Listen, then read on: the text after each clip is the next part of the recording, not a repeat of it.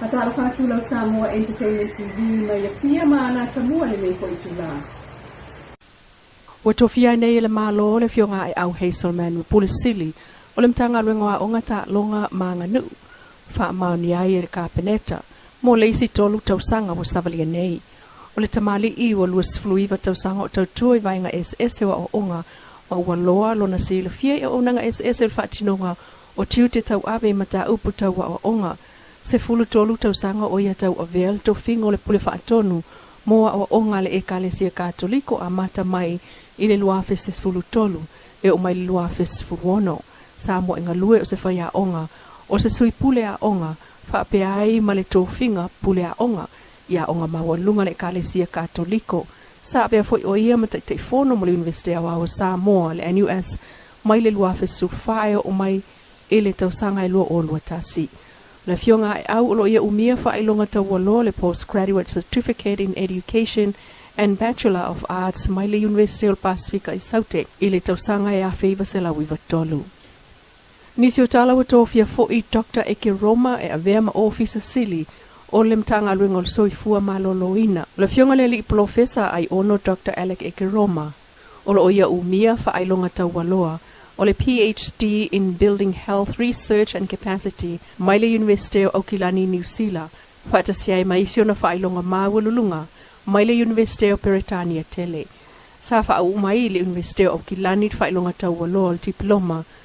Sa whaau mai foi i le University o Aukilani maisi whailonga tau waloa. E tele au onanga tau soifua maloloina sa tau tua ai le neita mali o Samoa a matamai le afe iwa se lau wanuono i lono tō fingolo tau tua i le taiminei o le officer sili o le pulenga po le vice chancellor mo le universite au o Samoa i le NUS. E tolu tau sanga o lona ia fo i tō finga. E le tau fau le swau ule wa iai mo le masina le nei o te sema o le penisini le o tolu tala tolu fai le lita mai le tolu tala li matasina iai le masina taluai. O le kiso ua whātala suluono sene le lita mai le tolu tala i vaiva sene na iai le lita taluai. O le kalsini ua tolu tala li mafitu i le masina le nei mai le tolu tala li mavalu sa iai a Novema. Ua whaamnatua i le aso le amana ia o tangata wa afia soifua i le whaamai matautia o le AIDS. O le sauninga whaapitoan ta pena lea le asosio whaafafine a Samoa. E peo na mansanielu sauninga o molinga o ilano le wati le taulanga ia pia. Le ansau no le prestene le fionga Alex Sua. E whaia le sauninga lotu teita ia le sunga le whaafengainga ya Eric Turner i le tusa o le kuata i le lima i le maweawa na Leilua.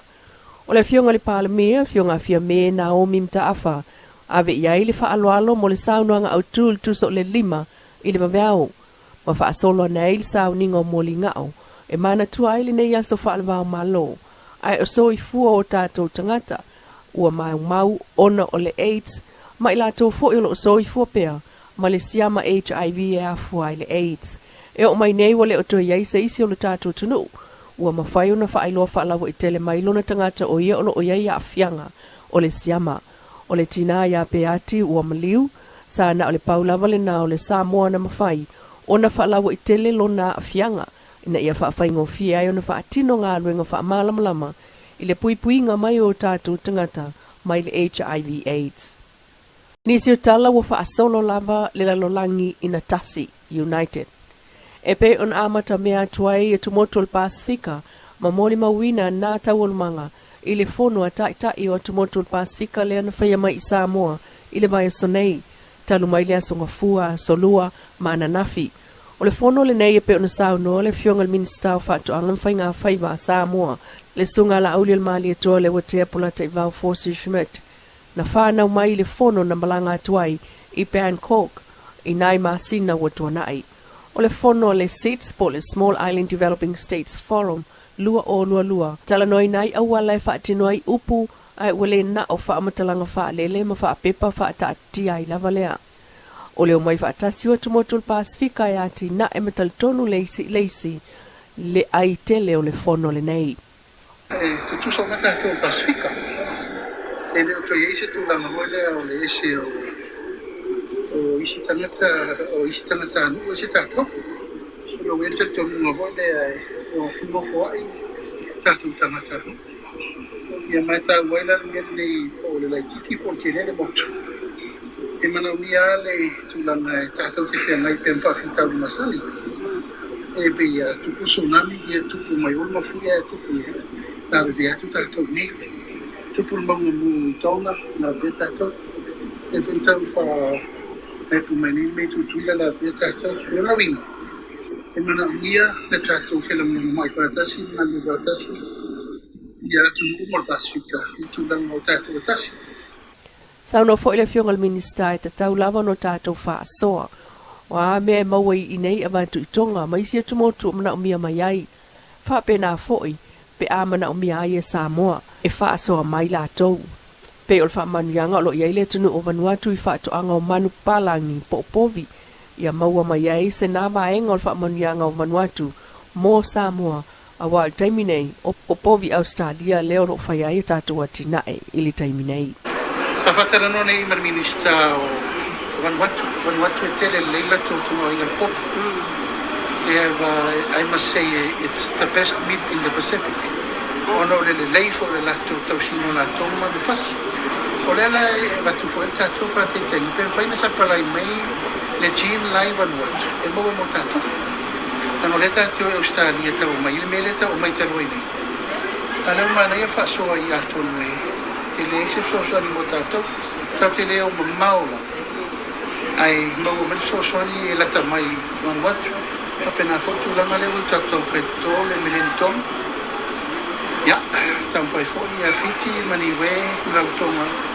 E tō tātou talo vole a piniki rawe a lato.